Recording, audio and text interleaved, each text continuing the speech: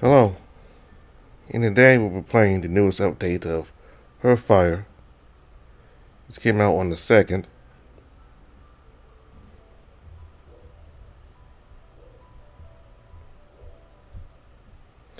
I thought I'd totally be more observant. Lost in the light, the grizzled polar bear stared me down.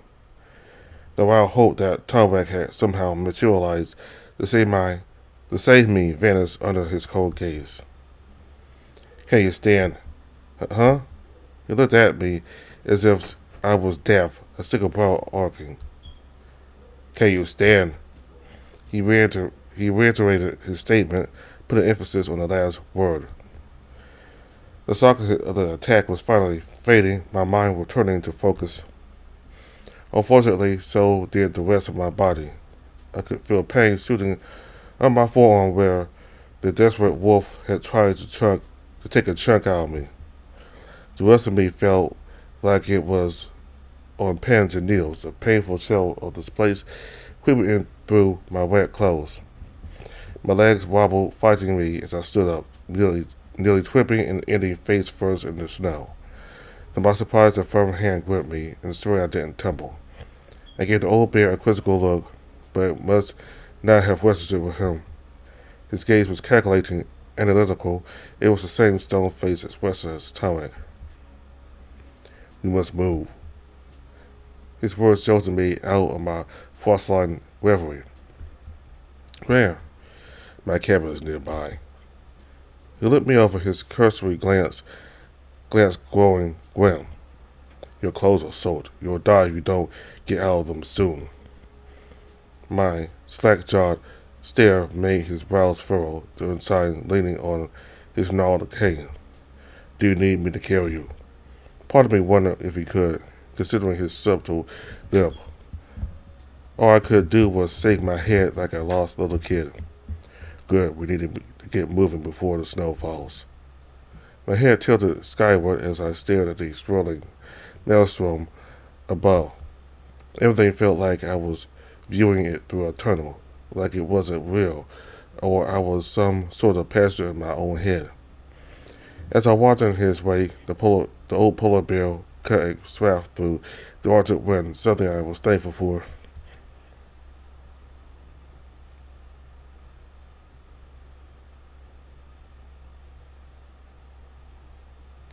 The snow was already starting to fall, fat flakes whipped around by a violent wind. Through it all, I could spot a cabin in the distance looming over a short, rocky precipice. Even the short walk felt like an eternity, my legs fighting me for every step. The chill permeated my body, and I could feel my jeans crackling as I walked, the water-soaked fabric desperately trying to freeze solid. The bear held open the door for me as I shuffled my way in.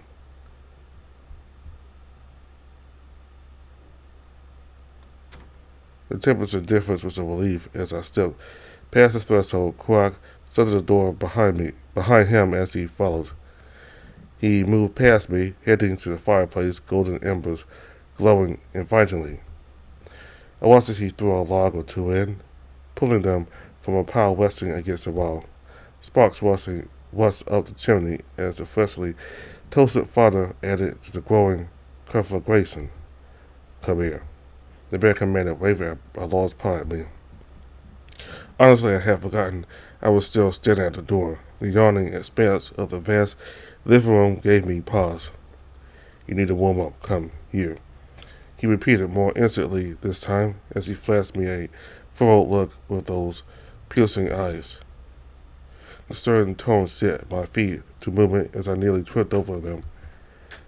Take off your clothes. My face blanched. Excuse me. You need to get out of the wet clothes. He said with an impatient growl.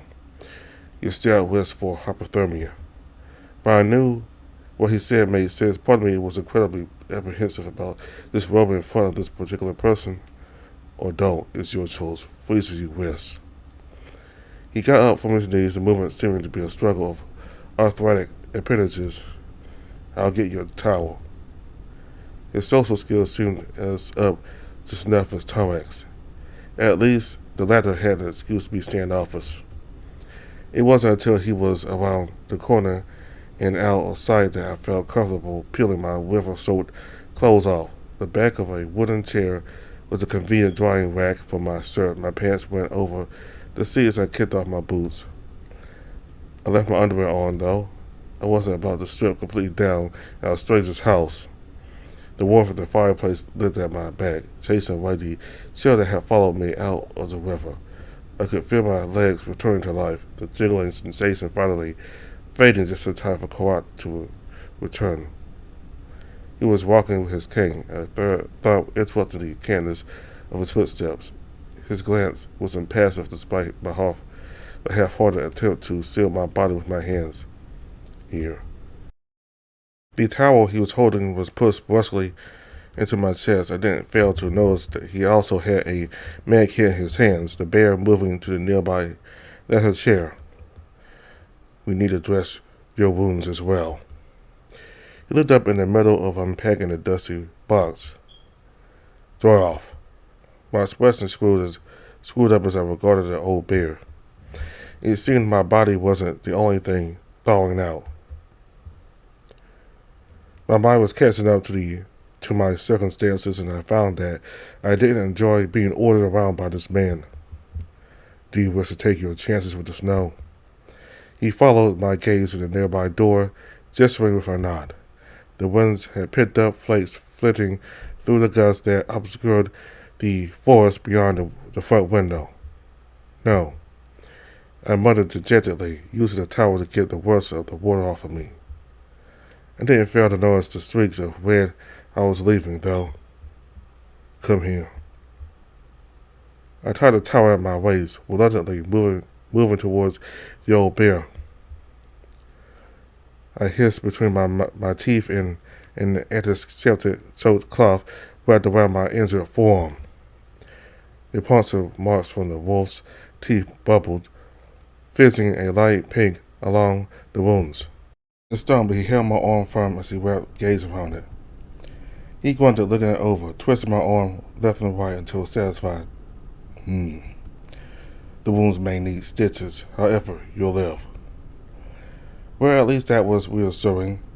Not that his deadpan tone helped. Thanks. My reply was more like a question, prompting Kawat to look at me behind those glinting glasses. You look at her, you screaming. Just by your frail form, the wolf would have had its way with you, regardless of how emaciated. Hey, I protested, cheeks puffing out as he finally let my arm go. It took me by surprise, okay? I wasn't expecting wildlife in the wilderness. His lips curled into a haughty smile as he interrupted my dangling statement. Outsiders often don't. Contentness rose as I tightened the towel around my waist. I haven't seen any wildlife so far. I protested, feeling my face flush. It's just been the weather trying to kill me. Now we're adding werewolves to the mix. My face screwed up as the weight of reality settled onto my shoulders. I could feel them sag, taking away the breath I was holding. The abnormal weather has driven beasts to desperation. Either they fight to survive or bide their time. He grunted, giving my bandaged arm a pointed look. You're lucky the wolf chasing after you was already weakened. I had to bite back a sarcastic comment. There's no point in antagonizing him just because of my wounded pride and an injured forearm. I just hope it didn't have rabies. I muttered aloud, my expression screwed up as I looked over my newly bandaged appendage. He nodded sharply. I suggest you take another trip to the doctor after you're done here. Another? Do you think your antics and insecurity are beyond my knowledge? I couldn't help but picture this man sitting on top of a foreboding obsidian tower, watching the entire town through the beveled lens of a telescope. It seemed my goofy smirk didn't go over well. Quark's muzzle creasing into a frown. He got up from his seat, the hefty Einstein struggling slightly to get to his feet, most likely fighting with arthritis or bad knees. Continue drying. I'll be back in a moment. I watched him suffer away, the bear's back turning a corner of the hall and out of sight. Okay. A sigh slipped out of me as I shook my head. I couldn't help but think about Tarek. He's probably worried sick that I haven't come back yet. The chair with my clothes squeaked as I pushed it closer to the fire, allowing them to dry quicker. The level-headed Tarek would probably wait a little longer before leaving to find me, or at least I hoped. He'd shown a person for protectiveness when it came to me, so there was no telling. In the other room, I could hear the faint kitchen clattering, water flowing, and burner clicking. It suddenly hit me how surreal it all was, standing in Tarek's childhood home, with the man who had cast him out into the cold and into a new, isolated life. I distracted myself by uncatching my towel running over me as I switched it subtle-wise over my back. Thankfully, being an author, my short fur was an asset for drying out. It wasn't long until I was nice and dry, the chill driven away. To my surprise, my clothes were also dried, though slightly stiff from their dunk in the river.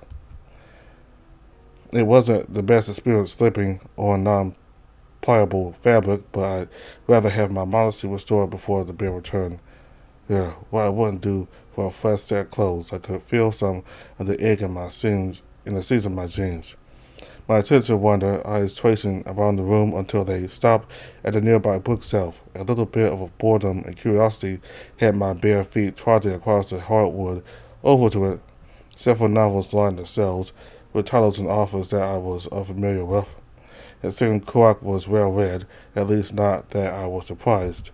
However, the thing that caught my attention was the photographs framed along the center shelf. I took one in my hand, scooping it up gently. My jaw dropped as I realized what I was staring at. A photo of Tarek as a toddler. My tail curled around on itself as I tried to force down an embarrassingly high-pitched nose.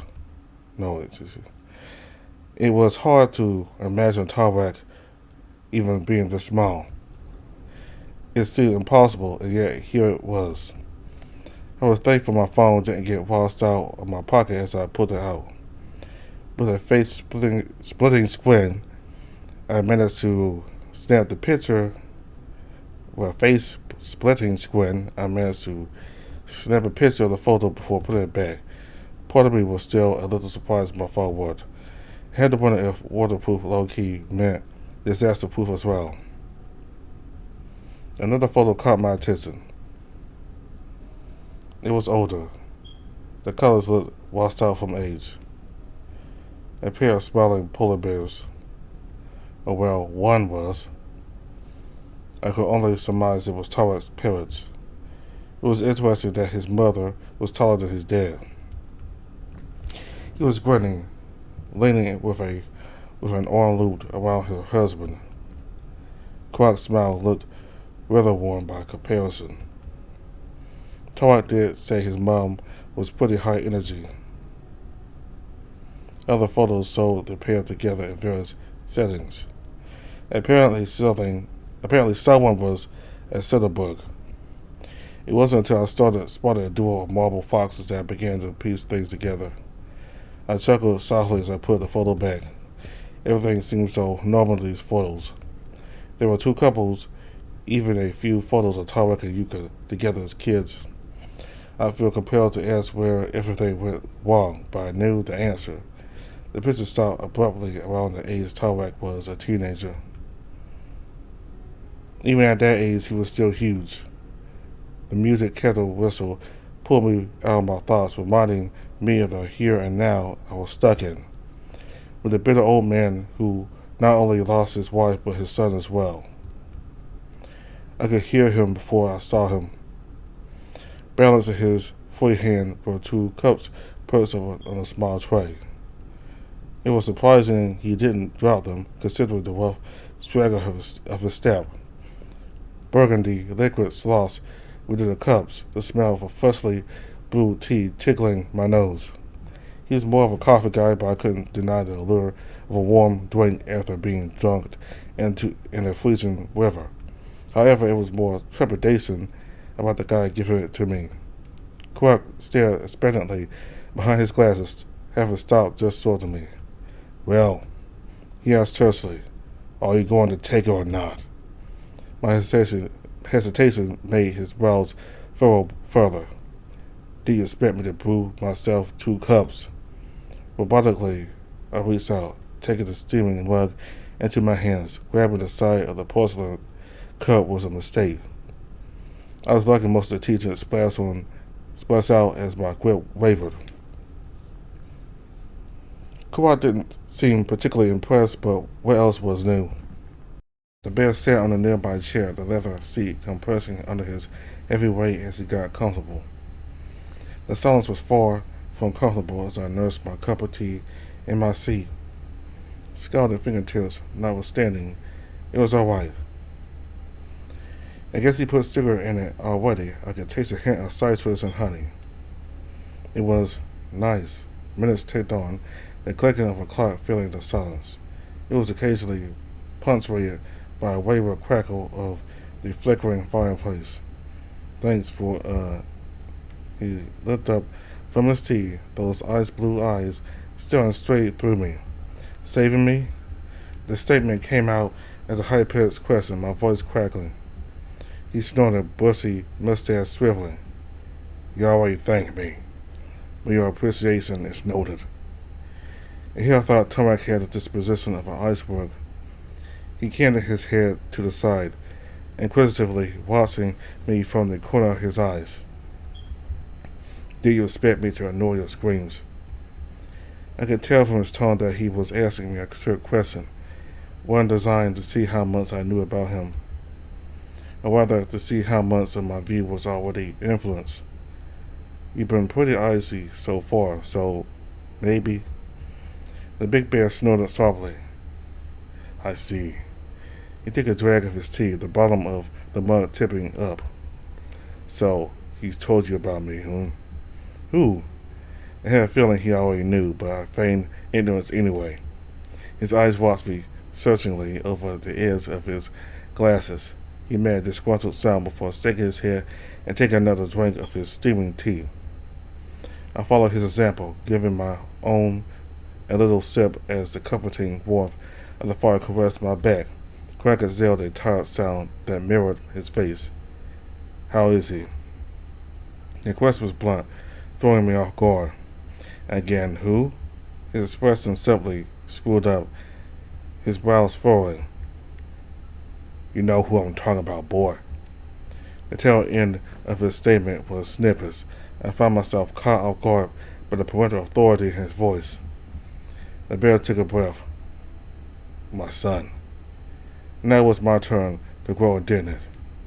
"I don't think you have a right to call him that." He gave me a knowing look that made me recoil into the collar of my shirt.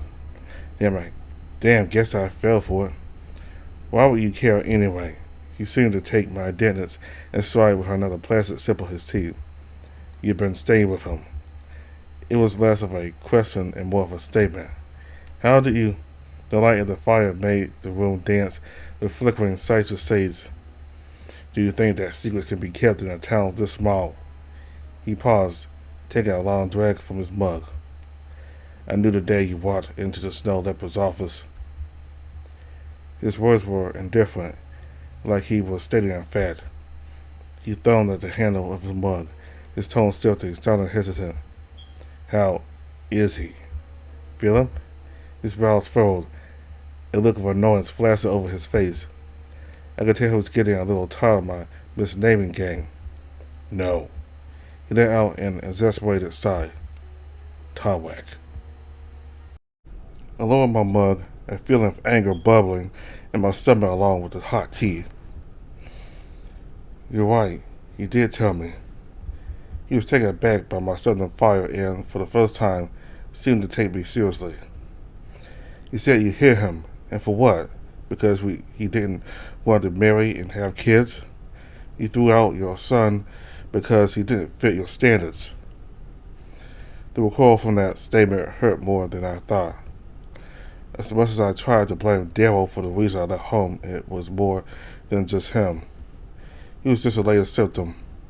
The mental images of both of my aloof parents floated to the forefront of my mind. All the neglect when they were gone, or the emotional abuse when they were around. I tore up my sister and how much pressure they put on me to feel in perfect mode. Grant cleared his throat, the sound snapping me out of my thoughts. I braced myself for the same fire that Tarek had told me about, the rays of a disappointed father. While I could spot were smoldering ashes. The bear looked hollowed out, his forearms perched over his knees, hunched over as he cradled the mug between his hands. I see, so he told you everything then. He put his mug down with a muted thud onto the end table nearby. Yes, I heard him. My ears perked as I turned to face him properly, the warmth of the crackling fire licking at my back. Why? The desperation in my voice made it crack. He's been out in the woods living by himself, thinking he doesn't have a place in the world.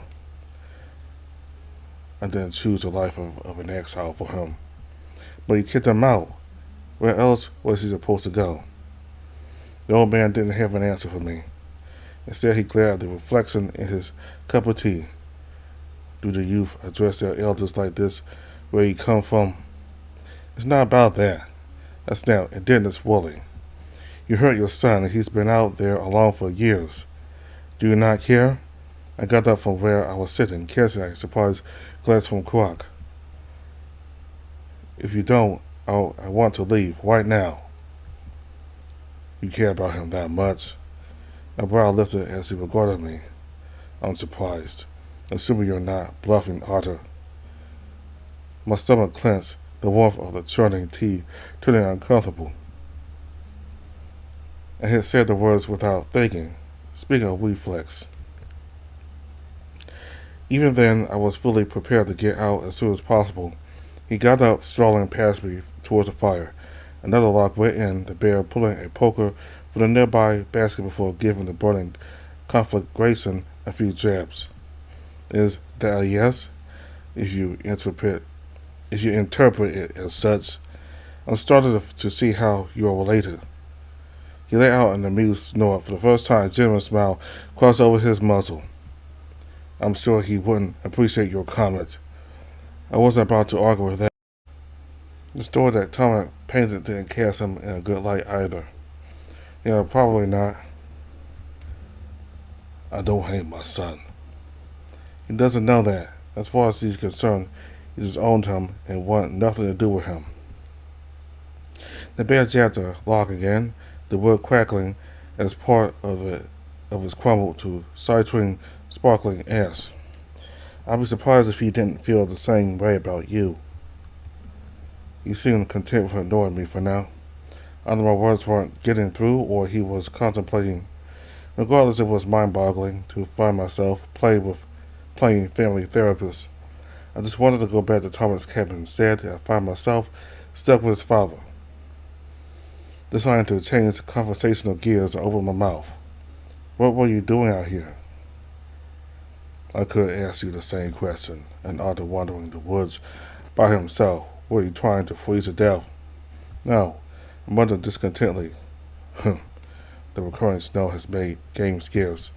Tracking is difficult, so the local predators are desperate. The old chair squeaked as he sat back down, burying his muzzle into his mud before tipping it high, draining the last of it.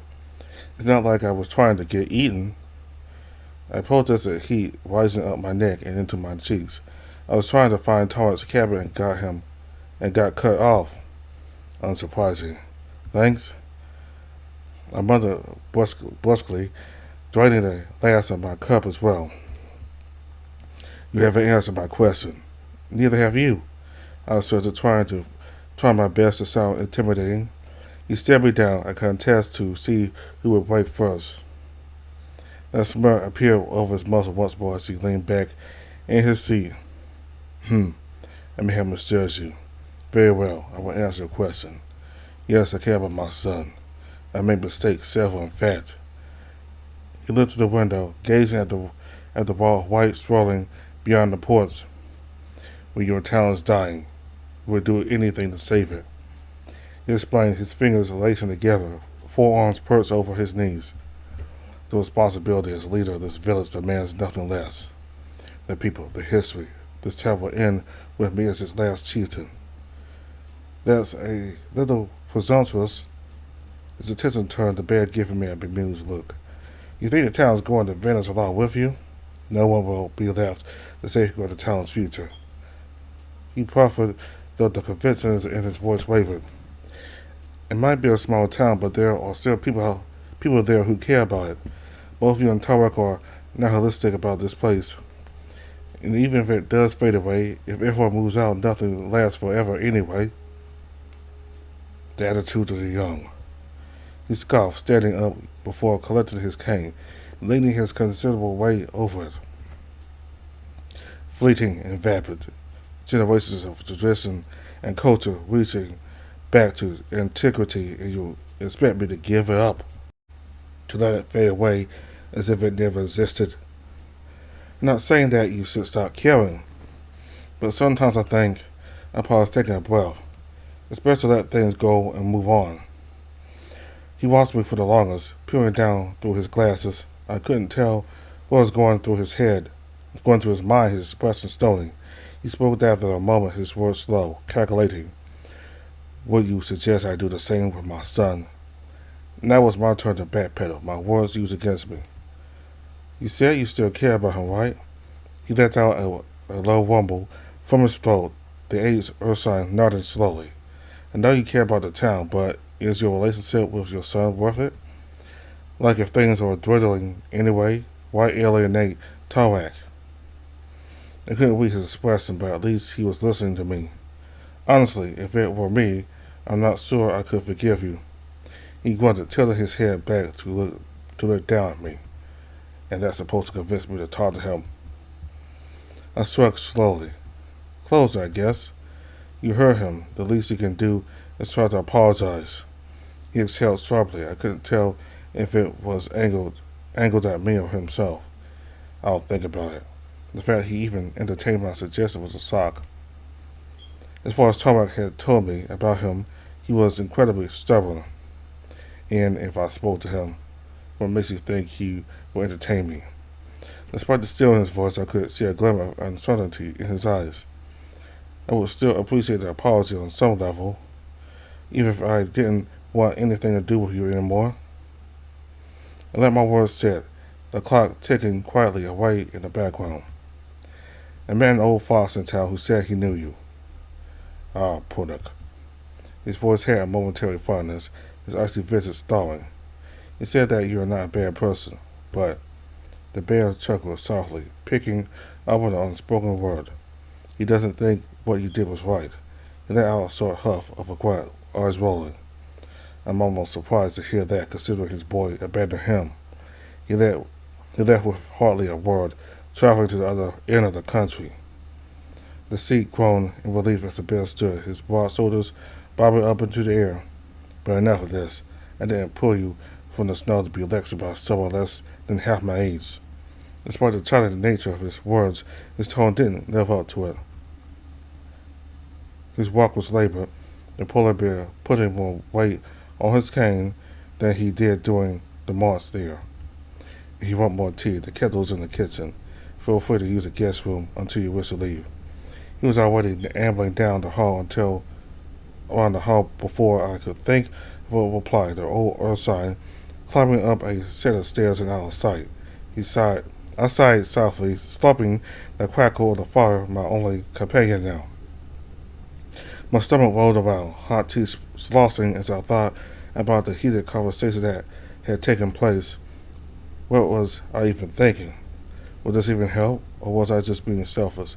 It felt like I was projecting when talking to Kwak, casting my parents onto him. I knew they wouldn't listen to me.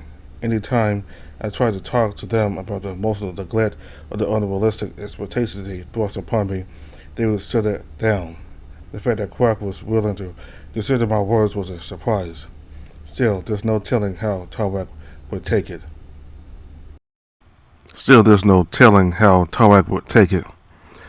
Will he last out? While he had been angry with Yuka, his rage dissipated quickly after they talked. After all, it wasn't the wolf who had struck him that day. I sighed softly as I got up, looking back to the window. Yep, still snowing. I couldn't hear Quack moving around anymore. The creaking of the floorboards above me ceased. With nothing better to do, I followed in his wake.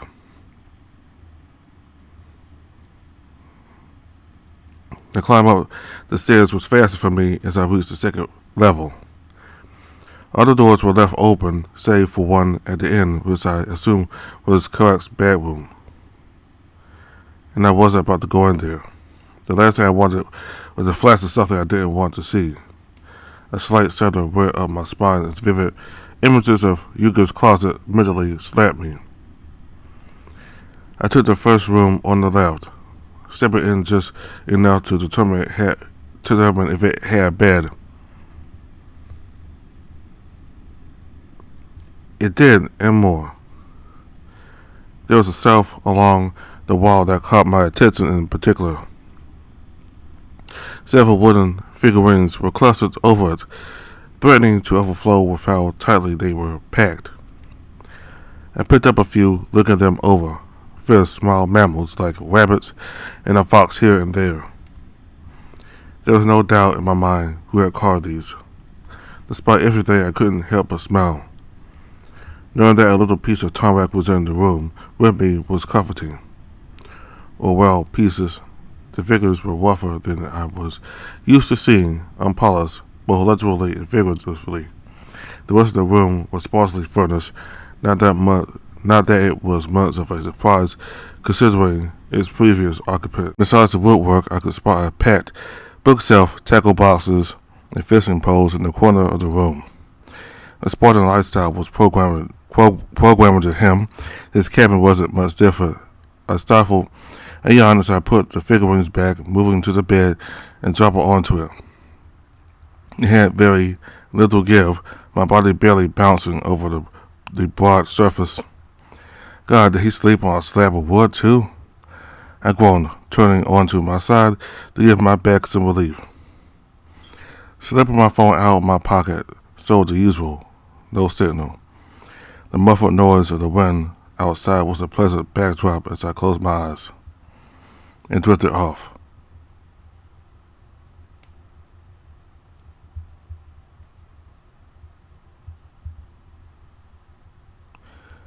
The door shut with a click behind me, the cool air uncomfortably caressing through my fur.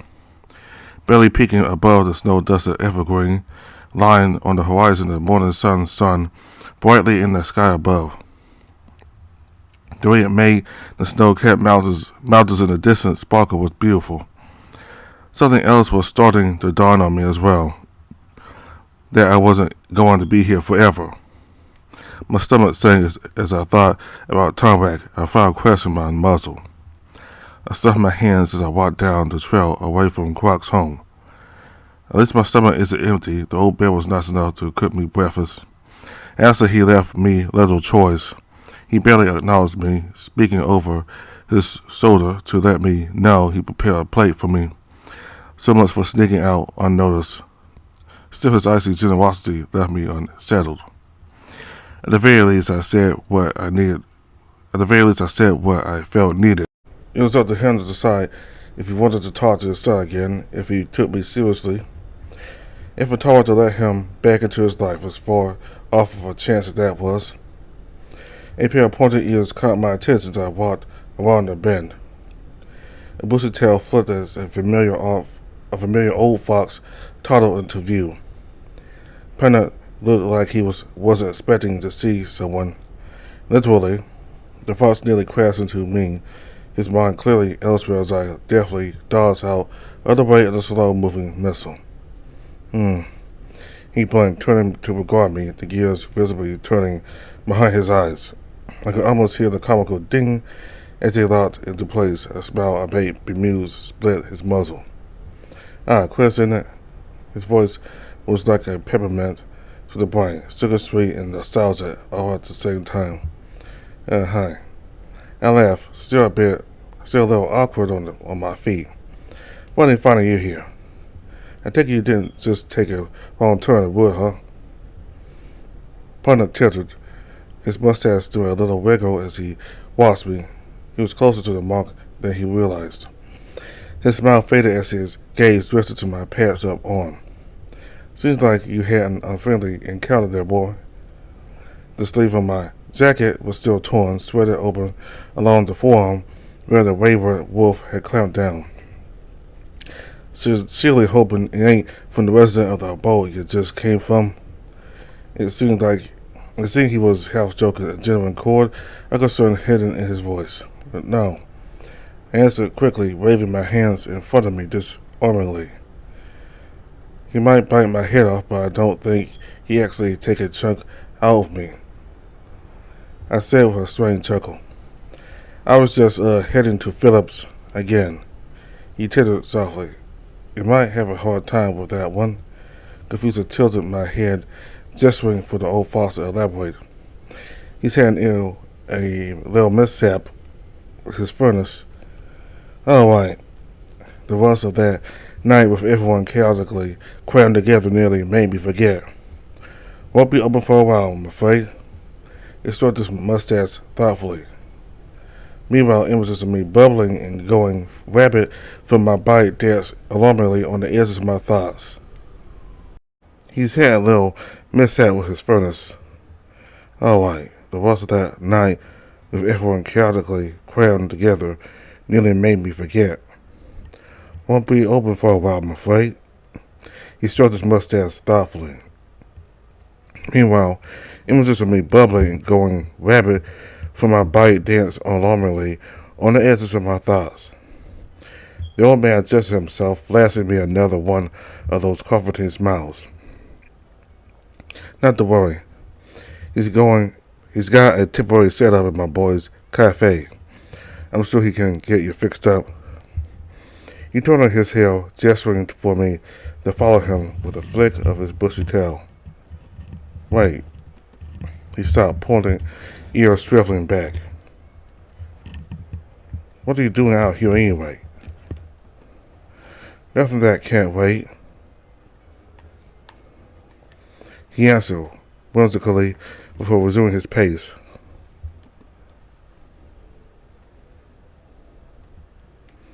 Luckily, it was a slow one, the old man seeming to savor the stroll through the winter wonderland. Poor idiot. I blinked in confusion, not that he could see it with his back turned. The sparkle of the fresh snow. Yeah, I guess. It was nice of it not to try to blow my roof off for once. He sniggered at his quip, and I also smiled a little. Whatever blizzard we've been going through seems to be giving up the ghost. He tilted his head over his shoulder, giving me a side look with ice blue eyes. I'm guessing you'll be leaving soon then. Maybe the roads need to be cleared first. He let out a thoughtful noise, tail flicking. It may still be a while. The roads through here ain't often traveled. It takes time to clear, even with light snow. I got a friend with a tough truck. I still felt a little uneasy about the whole ordeal. That nagging fear that devil could get stuck here too pulled at my insides. It was bad enough I was worrying everyone by being trapped here. The idea that I could drag someone else into it as well was something I couldn't handle. Pennant let out a soft under his breath as he walked, a contemplative but non-committal sound. I'm curious. His pace slowed, his hands clasping tighter over the small of his back. It might not be my place, but what do you think of Quack? Where indeed did he host someone overnight in his cabin? I'm not really sure he had a lot of choice. Oh, didn't threaten him or anything, did you? That's how you got your arm mangled, eh? He asked with a dry, good-natured chuckle. You could have just came out and told me. I won't judge. I picked up along. I picked up a thing or two about you and Tarek. Hope you didn't rough up his daddy too badly. Mortified, my ears folded back as I nearly tripped on my own feet. His laughter only redoubled when he caught a glimpse of me.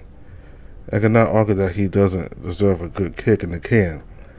I finally found my feet, quickly smoothing down my frazzled state. Are you friends with him? I'd like to think so, even if we last spoke quite some time ago. Doesn't mean I don't want what's best for him, even if it's a little hard on the cheeks. Another crackling guffaw unbelted from the old man. He came off of his high with a light-hearted sigh. Anywho, you don't gotta tell me much. I can already tell by your face that you had a good conversation with the old bear. It wasn't really much of one. I said, rubbing at my shoulder as we walked, snow softly crunching. I wonder if I got through to him, but I guess he regretted what he did, at least. But you wonder if it's enough to get him to see reason, yeah? For a prideful man like Quark, an apology is akin to wrenching out a piece of his soul. Have you tried talking to him? The first let out a weary sigh. It's the conversation that was put on ice years ago. I've only caught brief glimpses of Tarek since. He's been nothing but a recluse. Not that I can blame the boy. His father's much the same. He's been keeping to himself in his cabin. I drop by occasionally to give the man company out of obligation to our friendship, or what's left of it, I suppose. It's not like I wanted to talk to him. I mumbled, sounding a little petulant. And, to be fair, I felt like I had the right. I didn't want anything to do with that old man. But with many things in this frozen-over town, I didn't have much choice, I guess. I muttered, stuffing my hands into my pockets and pushing down my feelings. I kind of projected my own parents onto him. The old fox's ear perked as he turned to look at me. Ah, trouble at the home front, eh? You could say that, yeah? Well, you don't need to explain. It was pretty obvious when I talked to you last. He wore a sympathetic smile, one that instantly set me at ease. That old kindly grandpa energy swirled off him, and I found it hard to ignore its persuasive pull. Was it? I guess I did get a little heated. Passion comes from the heart, my boy. I could tell yours was aching. And more than just for Tarek's sake. It's not fair. I muttered, squeezing my uninjured forearm. As we approached a familiar corner coffee shop, the fox trotted easier on the property-paved streets. Everything that Tarek's been through. I guess maybe I thought I could do him a favor, take some of the burden off his shoulders. I rubbed the back of my head, giving my aching arm a reprieve. Because he's been taking good care of you, eh? I nodded solemnly.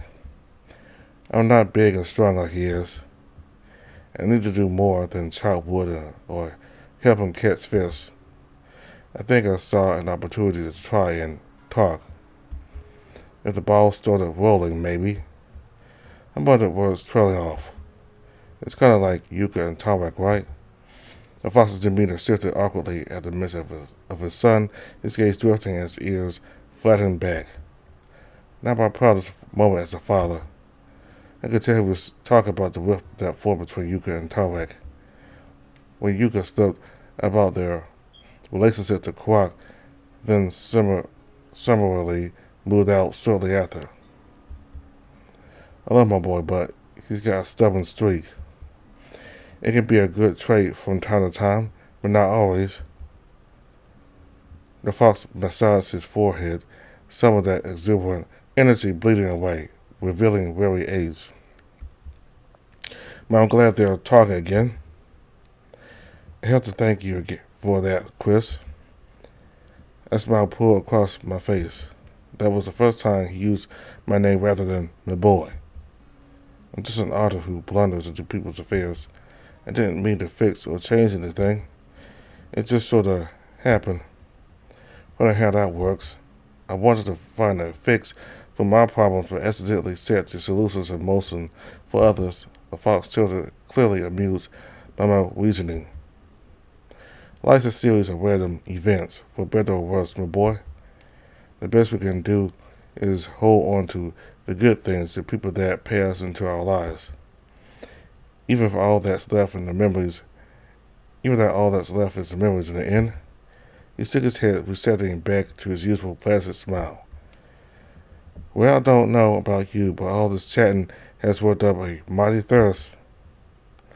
It was like someone flipped a switch, the fox bounding for the front doors of the nearby cafe. I tripped over my feet to keep up with the old silver and gray missile. The familiar bell jingled as the door swung open.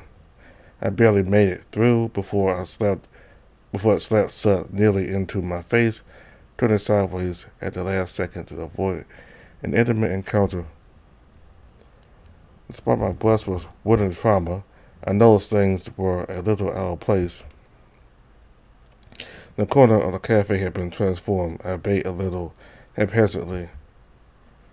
There were medical supplies strewn about, an aqua-colored curtain separating the back end of the cafe from the rest of the room proper. I noticed a few other people in the cafe besides the usual. Townsfolk dressed in heavy furs sat along the benches, a middle-aged elk, a boar, and a gray wolf that kept giving you the side eye. They looked rough and tumble, clad in heavy boots and no-nonsense jeans, with the wolf at the end wearing a flat cap between pointed ears. The barista at the other end of the bar was visibly impatient, the end of his pistol rapping over a notepad. He looked like he wanted to say something unbecoming to his potential customers. Obviously, they were more interested in treatment than a cup of joe, their backs turned from the agitated brown wolf. Finally, the wolf groaned, sauntering away from his aloof patroness. Some friendly faces. I stood up trying my best to suppress a full-on snicker. You're in dire straits if you're saying that. His face screwed up his brows furrowed. At least you'll talk to me.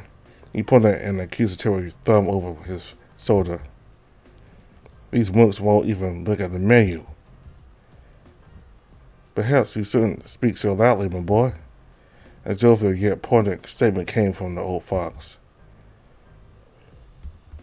He sat opposite the bar from the other guests, his bushy tail swinging around, legs unable to reach the floor in an amusing sight. Yuka's face grunts, yet he reluctantly accented his shoulders slumping.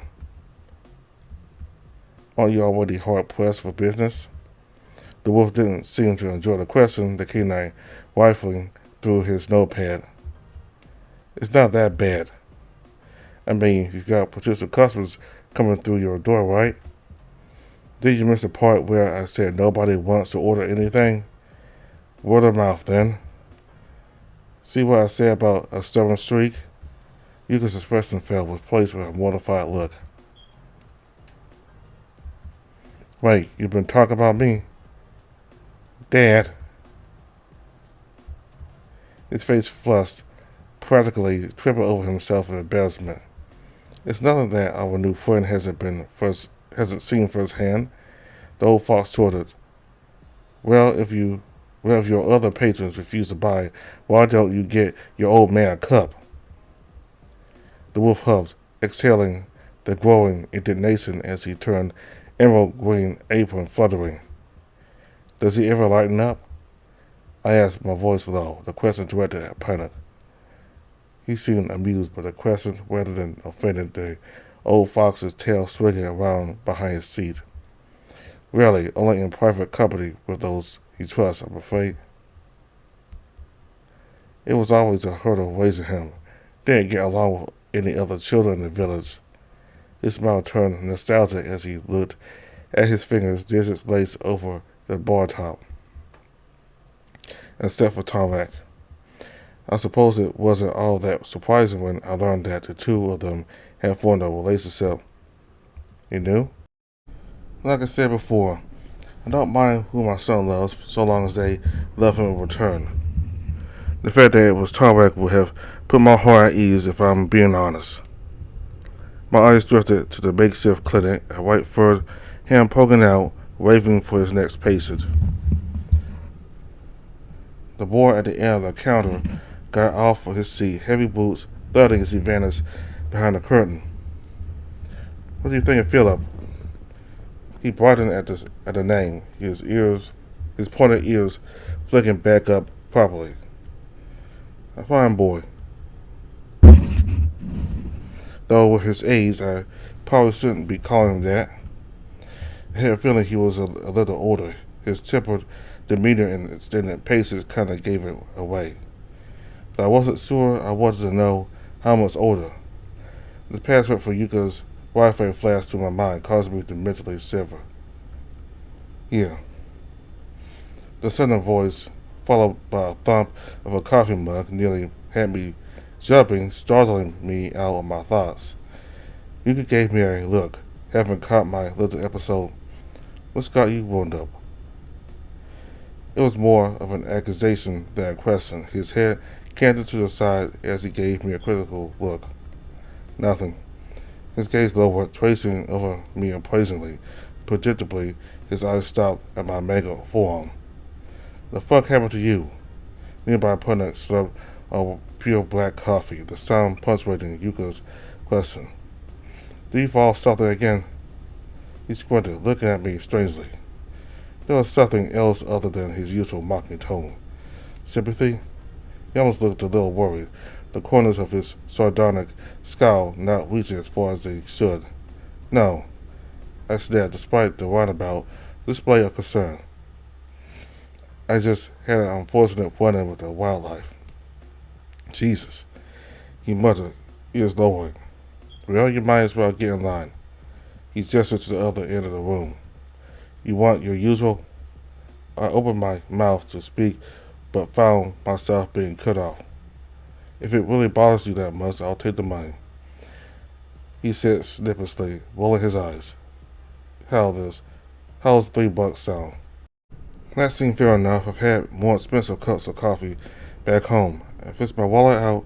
Yuka suited me a look as I pulled out a few waterlogged bills. I'm not gonna ask. With the stick of his head, he turned back to his equipment, busily getting to work on his next concoction. He's right, you know.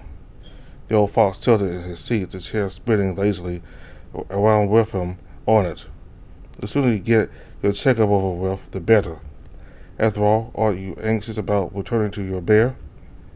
My face flushed at the casual mention of my bear, the tip of my tail wrapping bashfully around my ankle. He was right. While I'm sure Tarek was fine, it didn't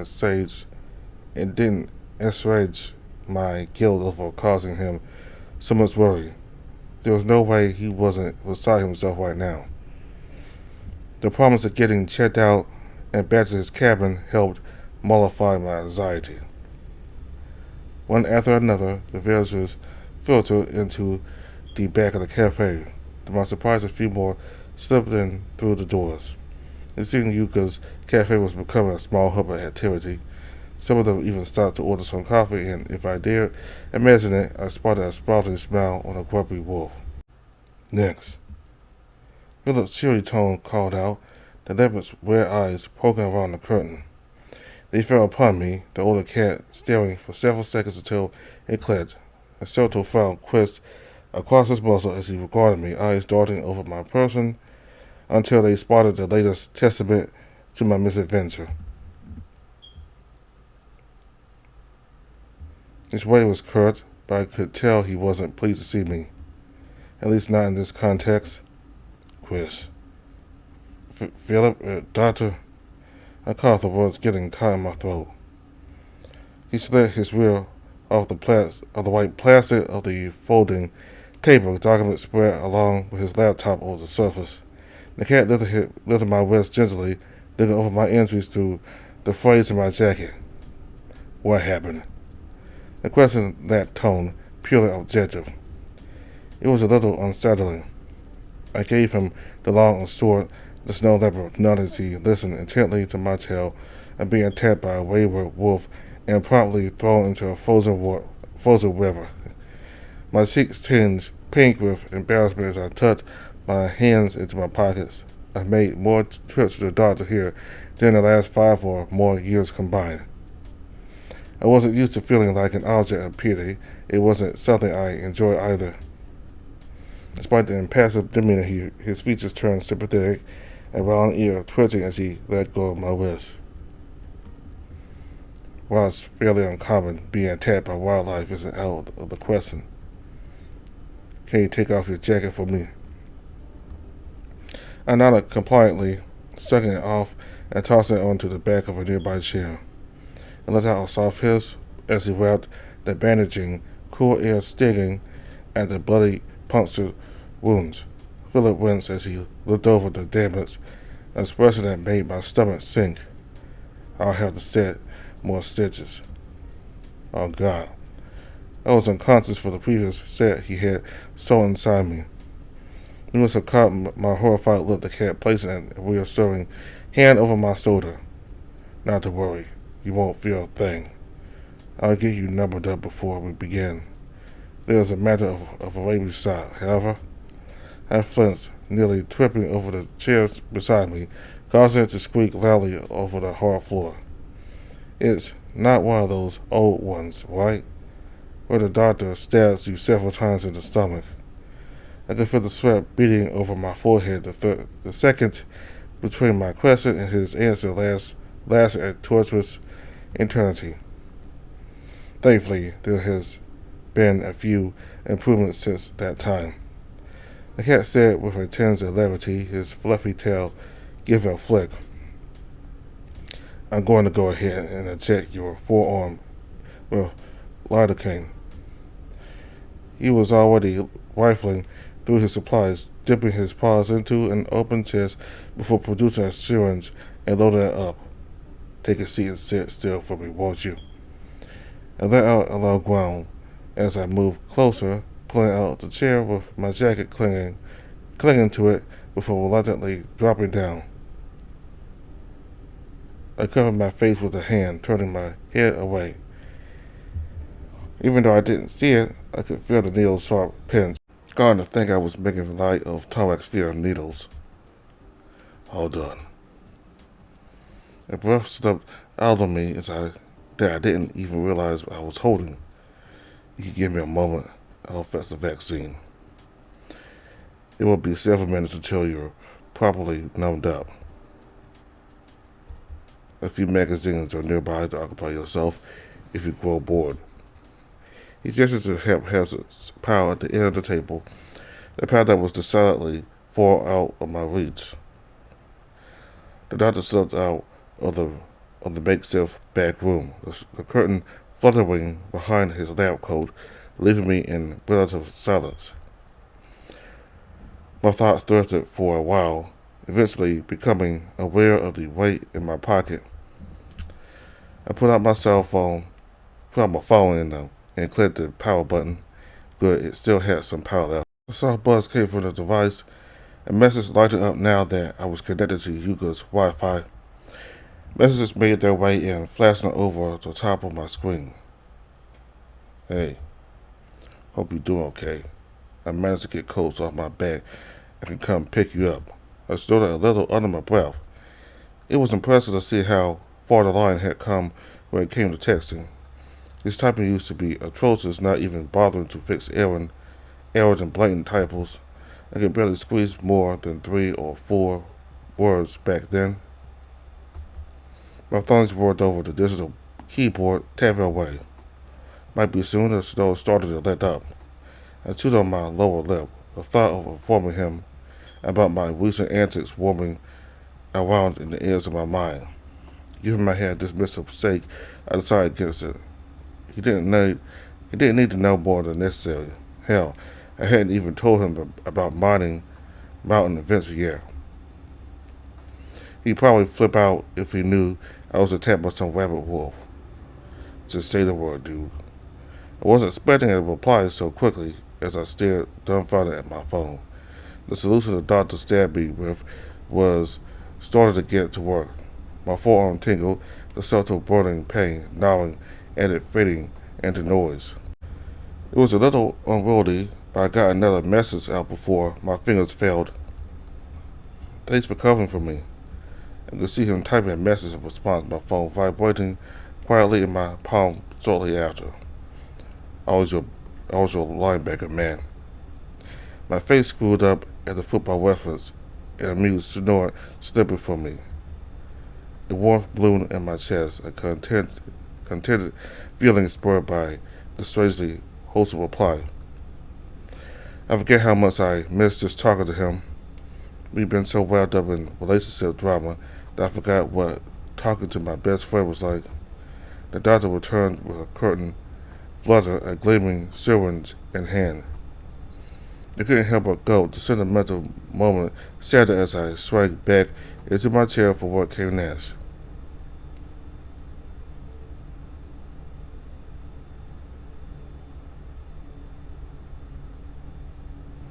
My eyes slowly opened as the room nauseously spun around me.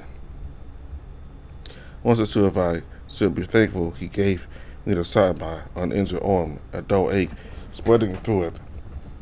My other was pretty much the same, but it still tingled. I felt the slithering of stitches knitting my flesh back together. Well, I'm sure this will heal nicely. The doctor said with a purring temper, pulling me out of my soured stupor. I'm gonna have to come back, right? To have them removed? And the mirror chuckle stood from the big cat. I'm afraid you'll have to be back sooner than that. Why? The word was apprehensively drawn out as I spoke it, watching the daughter wearily. For your other socks.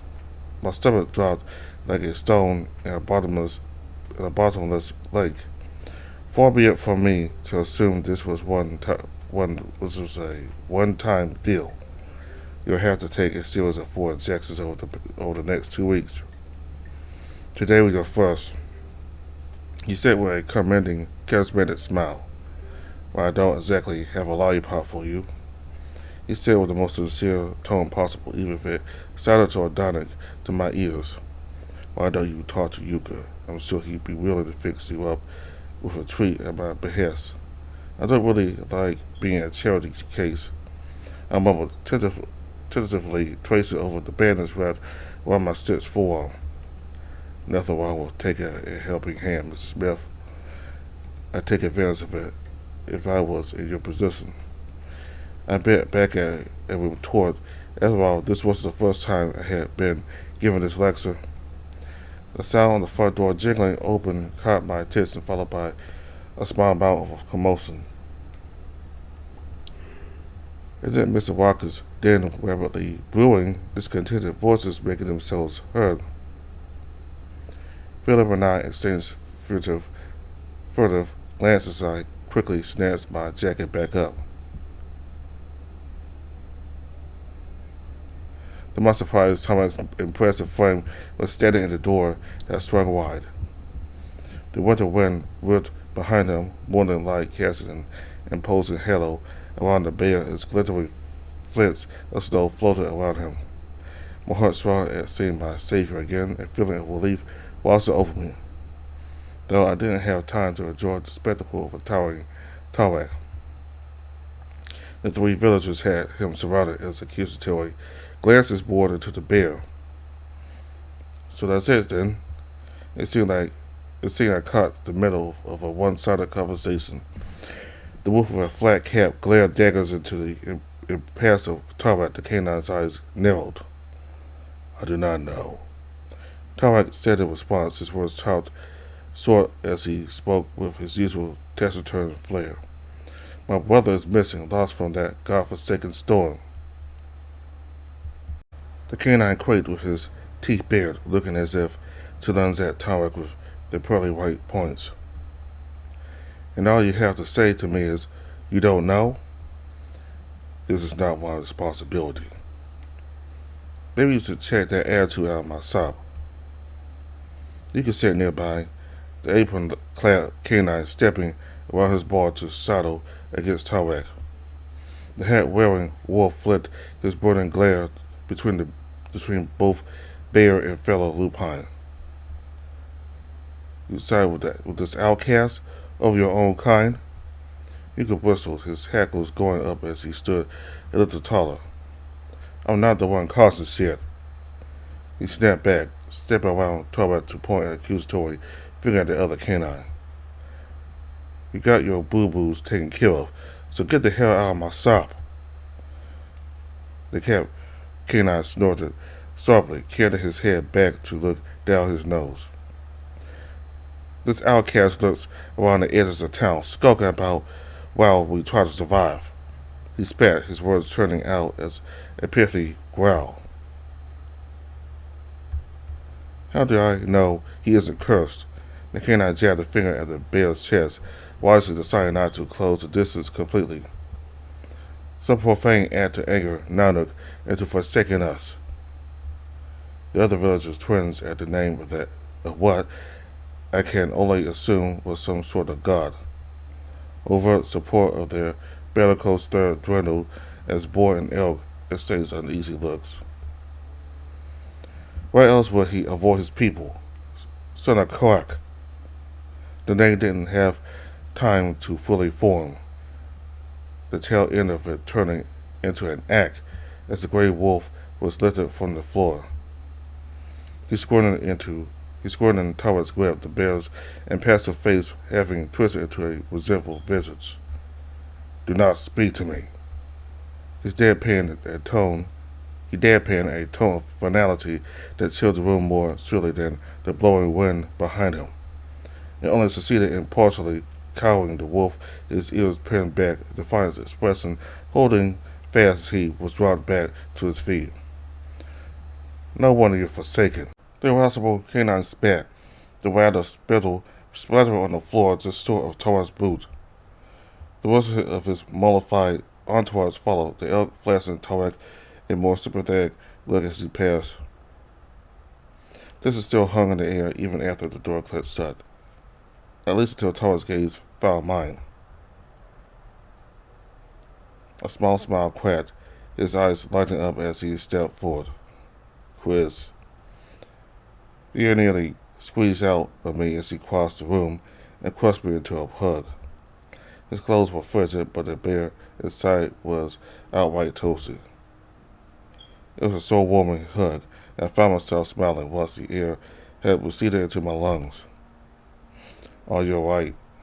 He asked, daring to let loose for a moment to look me over. You did not return. I was worried. His finger dipped lower, finding the torn threads of my jacket sleeve. I braced myself for the inevitable as he lifted my forearm to look at it, his dense distance wrapped around my waist. You're hurt. It's not as bad as it looks. I quickly countered, trying to head off his concern before I could take flight. Just, a few stitches. Oops. What happened? Why did you not return last night? The questioner insisted as his hands clasped around my shoulders, squeezing imploringly. I cleared my throat awkwardly. When after we found my car and drained the gas, we brought it back to her shop. I decided to walk back to the cabin, but I got a little lost. His frown deepened, concern hitting heartbreaking levels. I did not understand. He hefted my arm up, sewing the torn sleeve of my jacket back to me. How did this happen? Did something attack you? Regardless of the sinking feeling in my stomach, I gave him a short mechanical nod. He let out a dismayed breath before closing his eyes and shaking his head. Who was that wolf? I asked quickly, trying to turn the conversation away from myself. It is nobody of concern. He answered flatly, clearly unconcerned about him as his eyes fixed hard on me. He said something about you being cursed. It is old superstition. Ah, you mean the mention of Nanak, eh? The old fox had slept from his perch, having been an observer to the spectacle. Towards hands broke from my shoulders, his eyes opening wide as if at the familiar voice. Punnik wore an easygoing smile, his hands clasped behind his back. The patron deity of bears. The fox said with no small amount of reverence. In ancient times, he would ensure successful hunts. He said with a little wiggle of his mustache. Tribute would be paid in exchange for a little luck and clear skies. And if tribute wasn't made, the fox laughed, a generally amused sound as he picked up on my unease. Not to worry, he doesn't require sacrifices, blood or otherwise. His tone for the last part was too chipper for my taste. I had to worry about offending him, that's all. Tarek let out a low exhale. He means to say if you engage in taboos or disrespect the land. The word was hesitant, Tarek seeming to sigh away as he spoke it. A short snort came from behind the bar. He had taken the time to retreat back to his roost, the wolf nonchalantly leaning against the countertop. Cars aren't exactly real, so I don't see the big deal. I didn't miss the subtle twins in Tarek's face and Yuka's adopted father. Man, this wolf really swings for the fences regardless of the outcome. You really worried that being into other dudes counts as a taboo? And seeing he cut to the heart of the matter, Tarek's expression screwing up at the blunt accusation. Okay, but why was he blaming Tarek? I'm afraid that Nanak often took to throwing snowstorms at those offending him. That means the ignorant asshole was pitting his problems on Tarek. Punnik shook his head slowly from his son's gaze comment. What? He could snap, huffing, arms crossing over his chest as his face flushed.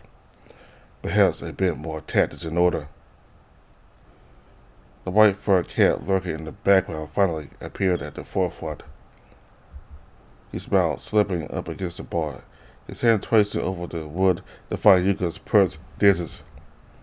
The wolf let out a flustered grunt, but relented before the doctor returned to me. Do you remember when I mentioned the beliefs of the villagers' harbor? I wiped my brain, brows furrowing. It sounded familiar enough, way back when I first landed here. Man, it felt almost like a small eternity with everything that's happened so far. I'm afraid that this little spell of unrest is a result. He broadened a tad, his ears lifting as he gestured to one of the nearby windows. Thankfully, it seems like it won't last much longer. The phone lines are becoming operable again. Wait, they are? Yes. He responded cheerily, his fluffy tail swinging. I'm sure it won't be long until things return to normal. There's no one's a get around here. Yuka added, his eyes rolling dramatically. Tarek turned his attention to the doctor, his big belly resting against the small of my back. How are his injuries? Just fine. Chris will be healing up in no time. I've given him his first shot, and his wounds are cleaned and inserted. Tarek let out a low, relief-sounding exhale. This is good. Thank you again, Doctor. You can thank me by coming to your appointments on time. Gil flashed Tarek a sly smirk, setting the bear back on his heels. Tarek gave a low, frustrated grunt as he slowly nodded in acquiescence. Satisfied with the response, Philip slipped around the countertop, tugging on the wolf's war-stained apron. I promised Chris a treat for his troubles. What? You didn't think to. He was silenced by a single finger, Philip giving Punnik and Tarek a knowing look before dragging the protesting wolf away. An awkward air followed, Tarek seeming unsure what to do with his hands as they slipped from pockets to his sides. Peanut was the first to break the silence, the old wolf sauntering up the towering wall of Tarwac. "Been well. How you been?" The bear looked outright nervous, even a little flustered, as he shifted from one foot to the other. "I've been well." "That's great to hear, son." He cut the bear's shoulder, having to reach thanks to his height. It might as well have been given by someone several times as Fox's size, Tarwac visibly walking from the walking from the blow. "Looks like you've been doing well for yourself." He chortled, patting his own stomach for emphasis. I eat well, yes. Perhaps more than I should." "Nonsense, you wear the weight well. A polar bear isn't a fashion model, you know." Tarwac let out a low, embarrassed grunt. By the way I was casting second-hand embarrassment, I assumed Peanut was the big guy's father. "Well, don't just stand there," he said with a wide, toothy smile. "Give an old man a hug, will you? It's been far too long." Thomas' face flushed, his ears folding back as embarrassment practically rolled off the towering bear. He shuffled forward, arms opening up awkwardly. The old fox seemed sufficiently amused with the soul as he sidled in, giving the bear a tight hug. The height difference made the embrace an amusing one. Peanut was even shorter than me, so his face was fairly in Tower's generous middle. "I'm sorry." The bear muttered, his ears drooping even lower. His eyes glistened, and momentarily I wondered if I had spotted the beginnings of tears. "Whatever for? I have ignored you." His voice caught in his throat. "I have ignored everyone." "Bygones." I do not understand." "You are not angry?" "Well, hiding yourself away did give me a little bit of worry." Just as Tom began to slump, the fox spoke up again. "But I'm more happy that you're okay. Hale and healthy," he added with a chipper pop. "And you're talking with me now, ain't you?" He wailed, giving the bear's belly a playful jab with an elbow. Tom grunted, rocking his weight between both feet. I suppose I am, yes." "Nothing wrong with taking the time you need. After what happened, you need to heal." Surprisingly, he turned to me. "Thanks for helping him out of his cell." I awkwardly rubbed the back of my head, unable to keep a bashful smile off my face. It wasn't hard. Probably more difficult than you imagine. It gave Thomas' arm a charting pat. "He's a stubborn one. I have been known to be." He cleared his throat and turned back to me, a hand slipping around my shoulder again. "I did not wish to be rude, but I require a private moment with Chris." The big bear gestured for me to move to the back of the cafe, his belly bumping the smile on my back as encouragement. Of course, I just hope our next chat isn't years away. Even though he meant it playfully, I could still see the subtle droop in Tarwac's ears. The curtain flapped behind us, giving us a modicum of privacy in Phyllis' eclectic clinic. Thomas' bulk took up sizable space as he wedged himself between twin tables, his round gut sitting alluringly over the edge of one. As attractive as space-consuming self was, it could already feel the rumbling tempest of concern coming. He looked caught between what he wanted to ask me first, his expression shifting between confusion and a deep frown. Eventually he settled on wrapping his arms around me, the nearby desk squeaking as he forced them apart. I sighed softly, snuggling into his warm front, clinging tightly. The kiss he pressed into my lips was surprisingly deep, but I didn't protest. His meaty neck cut the back of my head, fingers sifting into my hair as he held the embrace for several long seconds. You were hurt again. The weighty statement hung in the air. Yeah, he shook his head slowly. The stomach sank. My stomach sank. It felt like I had somehow almost left a big bear down. I had been trying to ignore my feelings. Perhaps it's as selfish, but I realized I must put them aside. His hand squeezed tight around me, thick fingers pressing into my back in a way that was at odds with his following statement. You cannot stay here. This land is dangerous. He lifted a hand to tenderly stroke through my hair. I didn't miss the fact that he was certainly thumbing my scar. Yeah, I know. My mouth was dry, and I had to force the words out. The storm is letting up. Maybe I can leave in a few. No. He shook his head, this time more vigorously. You must leave. The sooner the better. I bolted the blunt statement, not used to this much force directed at me from the soft-spoken bear. But how? As far as I know, only trains can leave here. The bear instantly perked, ears flipping up like radar discs. They're warning again. He mulled the implications over with a low rumble. This means the lines are clear. Yeah, but we can't just... I will take you. We will follow the tracks to the south. My mind reeled. This was sudden. I knew I had to leave soon, but this soon? While this place seemed content with passively trying to kill me, I wasn't sure I was ready to go. Most likely forever. What about fuel? Isn't there a shortage right now? We get far enough out, let alone for you to come back. And soon I had Tarmac there. In his rush for answers, it appeared he overlooked a crucial detail. He snuffed in defiance a barrel-like sound, if I ever heard one. I would petition Hallie for more. Isn't she forbidden or something?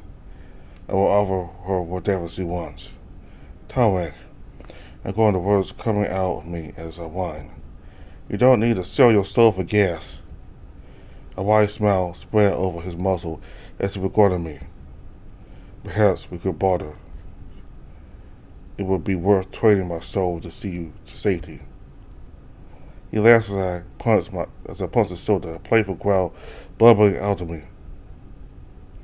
Do not worry, I will convince her. My mouth opened, but quickly snapped back shut. His tone was painfully impassive, and I couldn't begin to tell his intentions. Well, so long as you don't have to steal it, I guess. The lack of a committed answer sent a pang of worry through me, but I tried to ignore it. Especially when his lips pressed against the top of my head. Let us not think of this. I wish to spend more time with you before we go. I couldn't deny the urge to set it all aside and focus on the here and now. To melt into the bear's warm embrace and stay with him for a while longer.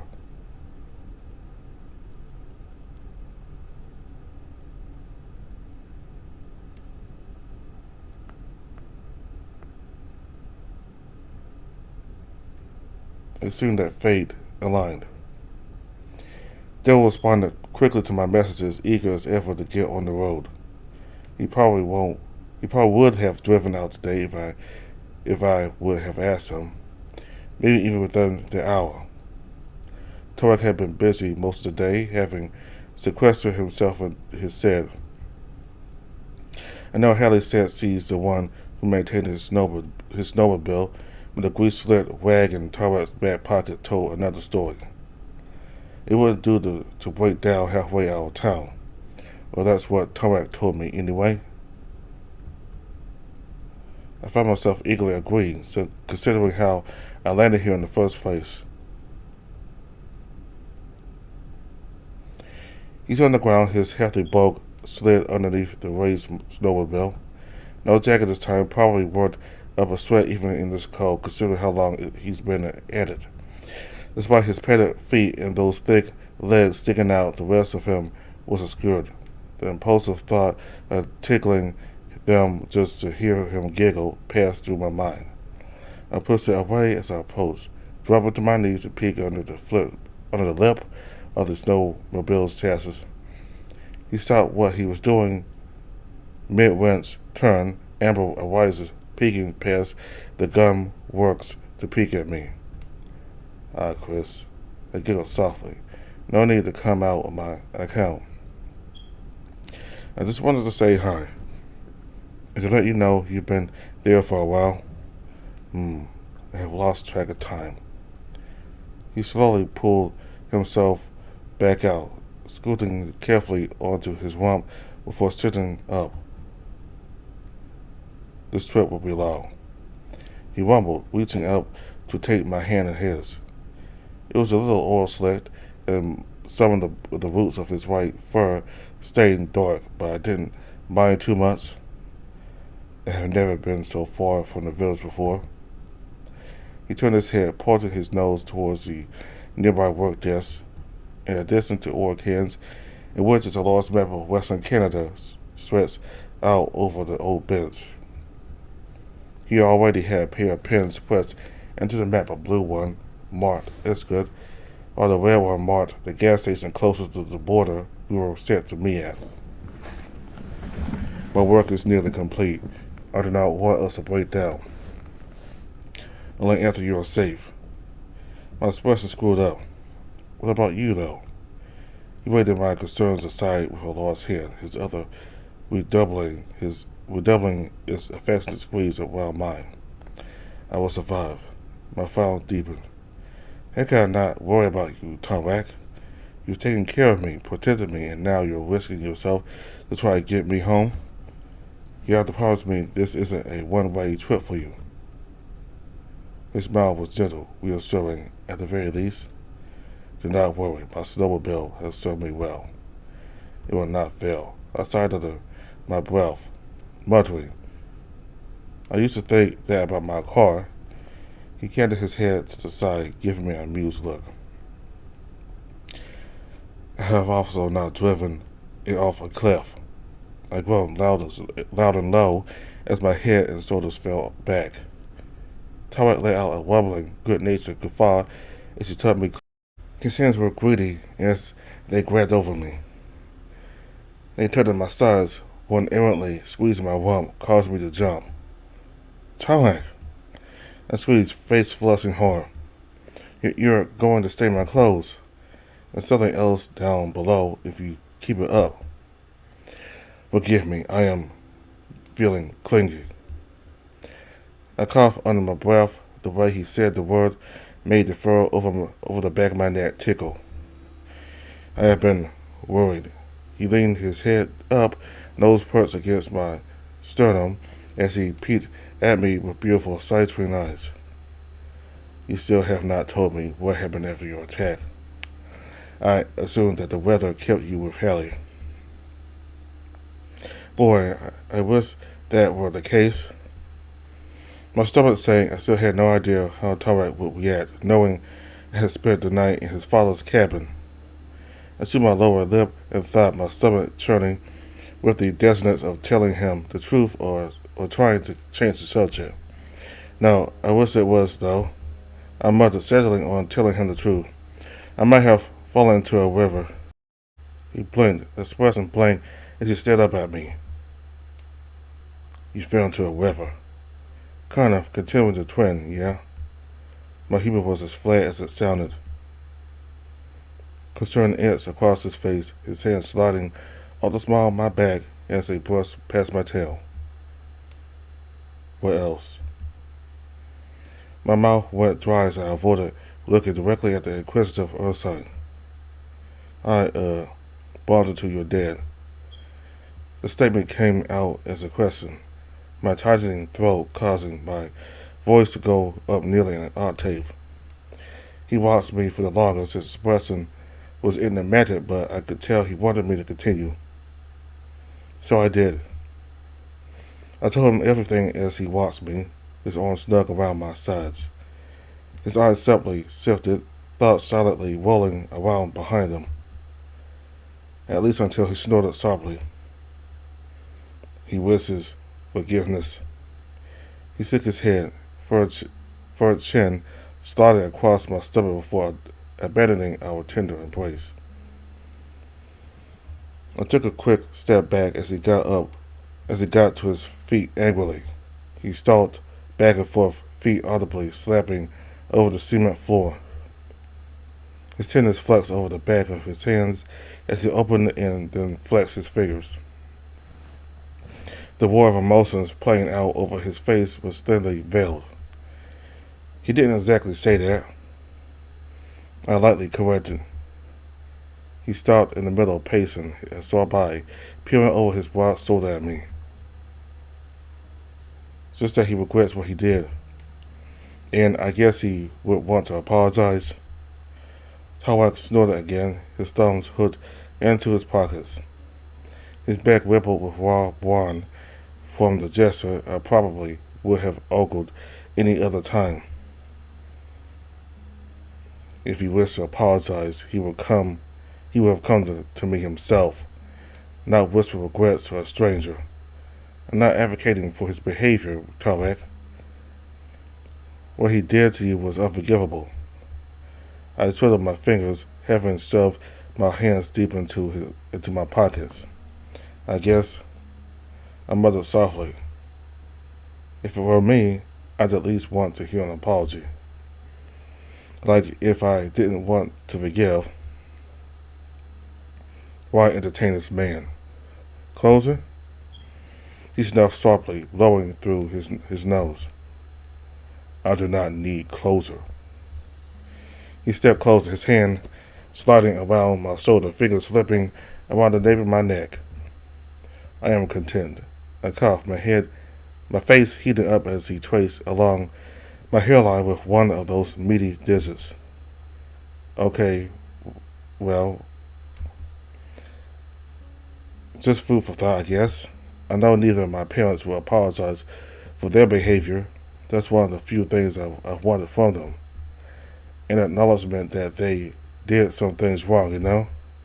His fingers brushed through my hair. I didn't fail to notice how the claws affectionately scratched at my scalp. Caressing me was just as soothing for him as it was for me, his tightened expression and loosening.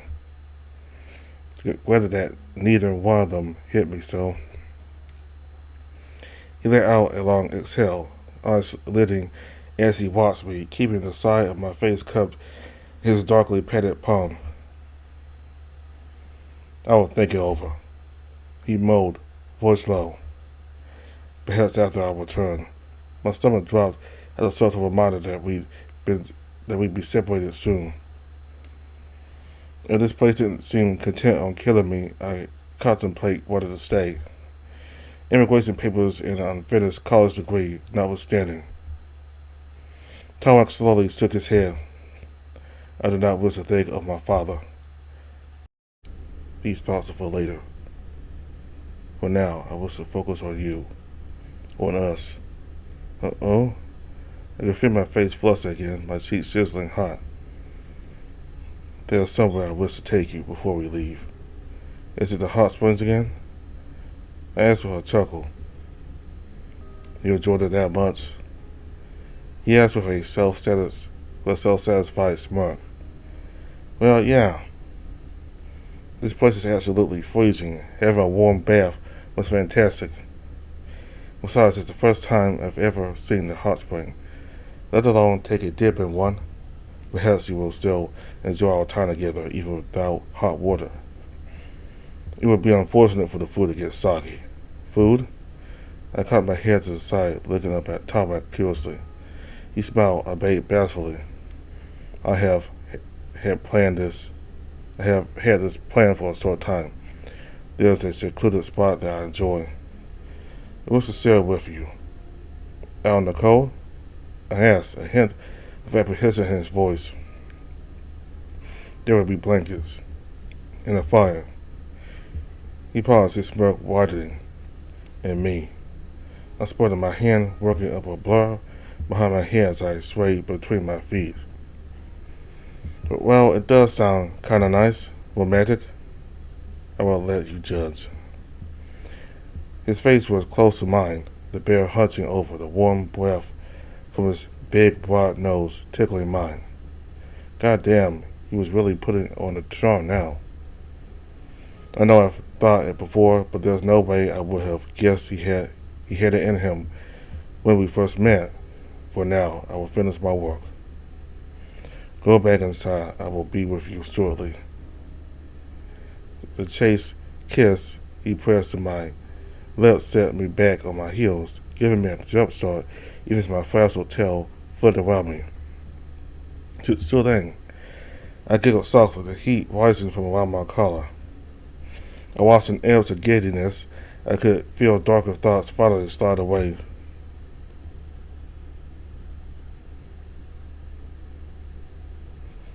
The last light was fading when we set off into the woods. Tomek had carefully prepared his pack with everything we could need for a nightly outing. I had no idea where we were going, but I couldn't deny that excited butterflies floated in my chest, especially when he took my hand in his. He wasn't shy with a gesture, even going so far as to lace fingers with mine, as tricky as it was considering how thick they were. The path grew sharper at one point, having to hike a fair bit with Tarek's help. He didn't hesitate to use his overwhelming strength to hike me up over the more difficult stone steps as we ascended the hillside. The trees began to thin, parting around us, and I could finally see why Tarek had wanted to bring me here. Along the budding mountainside was a cliff that jutted away from the rock face. Down below I could see the sparkle of the lights darting inward in the distance. Far above I could see the twinkle of the stars and something else. The waving ethereal glow of the northern lights. Our approach was like a divide between heaven and earth. A spot where time stood still. Tarek had already laid our blankets for us, throwing them across the snow. He went to work getting a fire started for us. It was obvious that his spot had been visited several times. A fire ring was set, several stones marking the perimeter where Tarek began stacking kindling.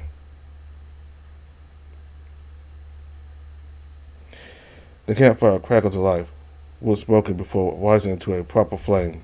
The bear didn't waste any time cooking, unfolding a slatted tray over the open flame before producing Skinner. I shouldn't have been surprised when I saw fresh fillets drop into the pan. The cast iron sizzled and hissed as he spiced the fish, adding a few squirts of lemon juice that it quickly evaporated along the edges. The smell was heavenly. Halfway through, he unwrapped the bag, tossed a few pre-prepared vegetables in. Potato slices, broccoli, some sliced carrots. It was an enchanting experience, the glow of the fire lighting up Tarek's white fur with golden hues. Here. He stuffed half of the meal onto a plate before serving himself.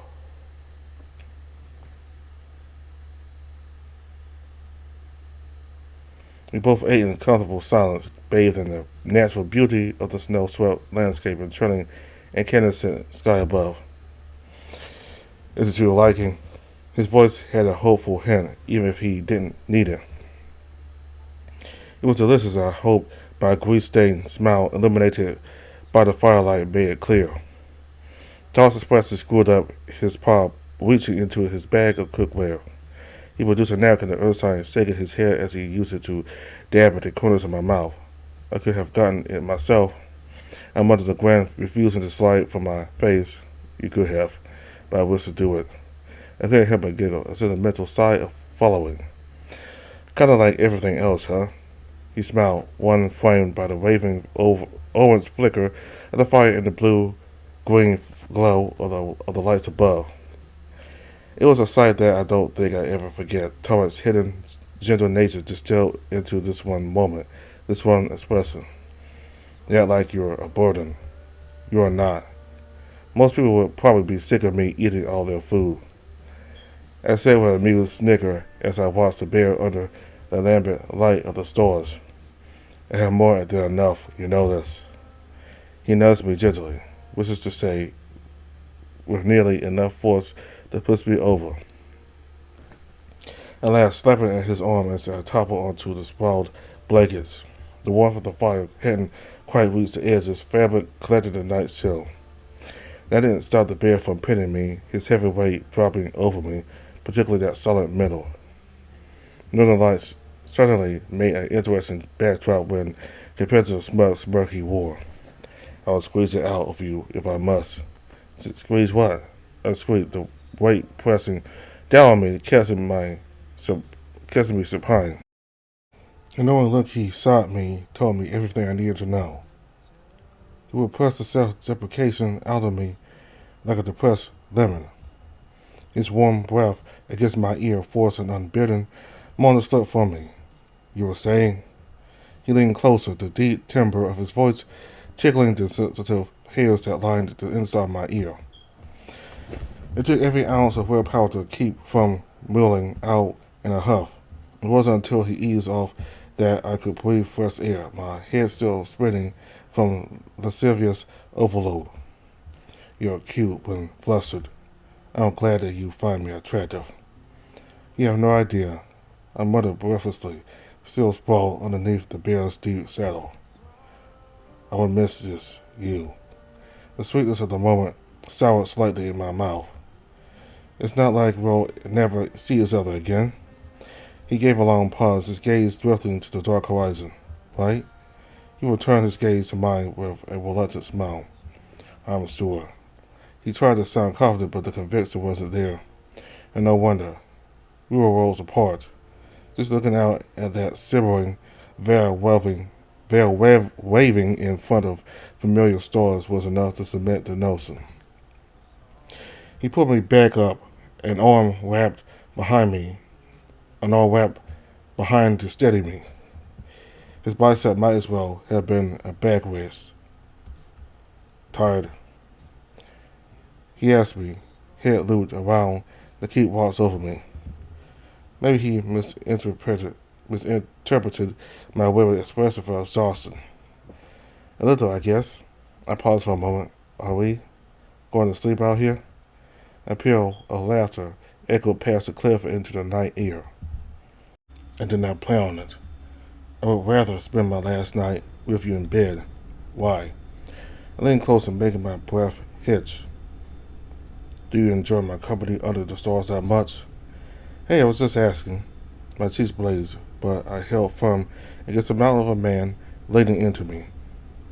And maybe I probably wouldn't mind. I muttered, giving the big bear a playful puss. Not like it did anyway. His chest was made of flesh-wrapped steel. You say this, but have not experienced the night cold. Isn't that what we have the fire for? I gestured in its direction, tilting my muzzle and giving it a flick. He closed his eyes, shaking his head slowly. We cannot let it burn overnight. Even if we did, it would die out if unattended. Even with our blankets, it would be uncomfortable at best. I nodded slowly. It made sense. As romantic as it would be to fall asleep beside the fire, it had a practical element. And besides, if we were leaving tomorrow, my back would thank me for sleeping in a proper bed. Do you come out here a lot? He regarded my question with a slow nod. Even before I lived on my own. I can see why. It's really peaceful here. You can see it's good and everything. His arm slipped further around my side, pulling me gently so I lay against his broad chest. We stayed like this for a while, the fire crackling as the aura danced above.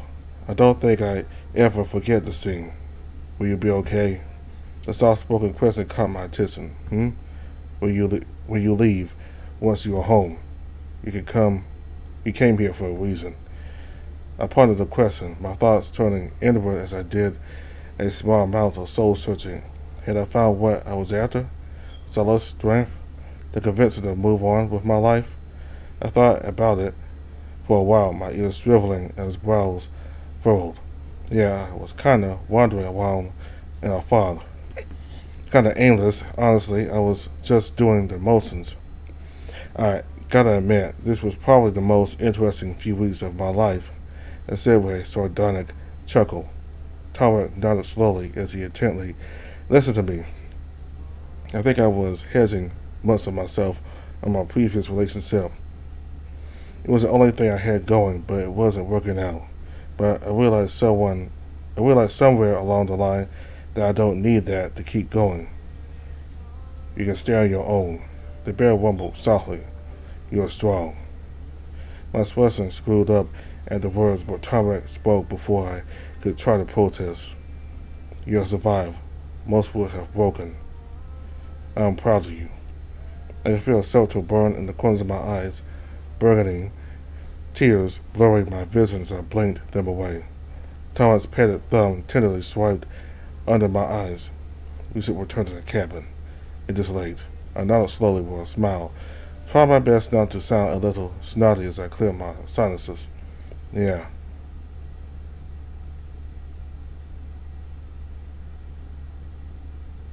To be continued.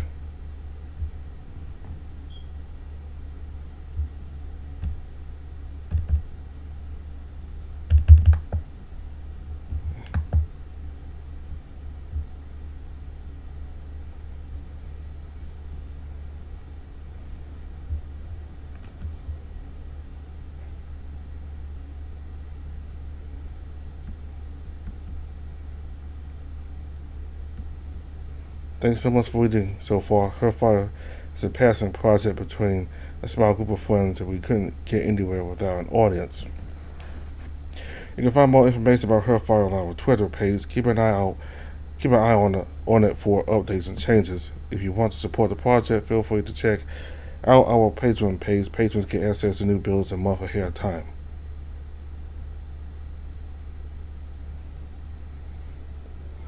Okay, so that was kind of a bittersweet ending there. Then we're on the campfire.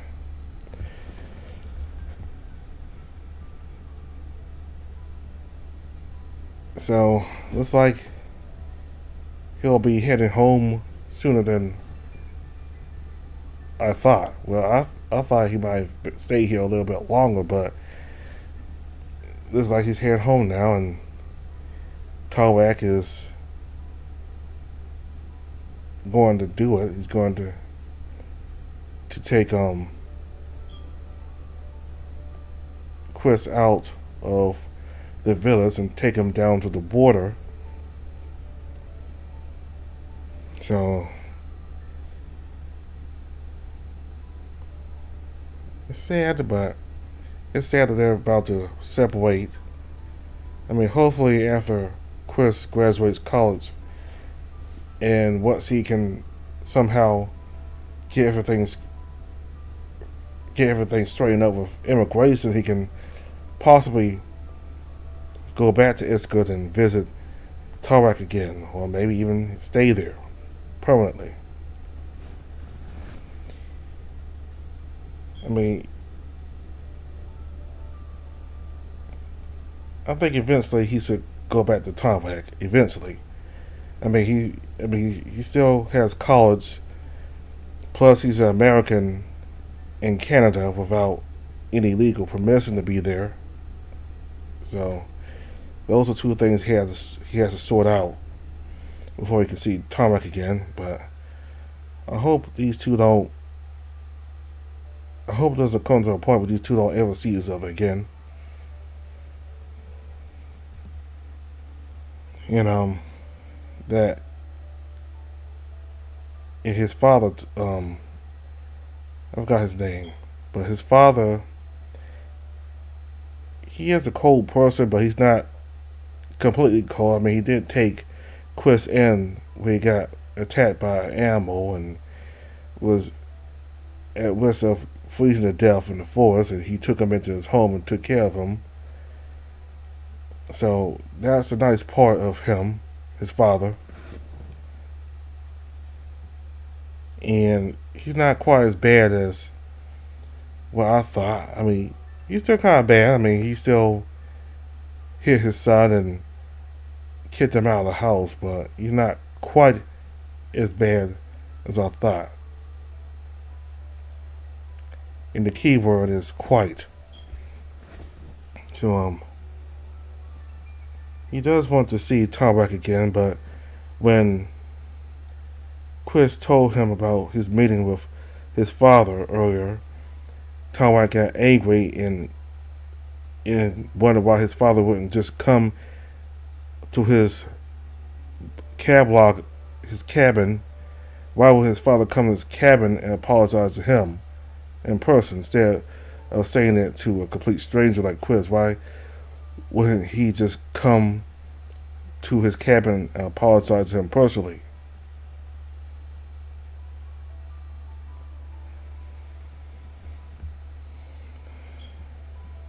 Uh, well, I don't know what else to say. Really,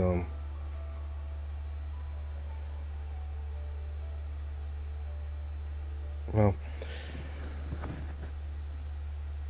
I hope these two see each other again eventually. I hope this is not a point where they just say goodbye forever, and they don't ever see each other again. So that's what I'm hoping, that they do is see each other again eventually. So that's all I have to say for now. Thank y'all very much for watching. Goodbye.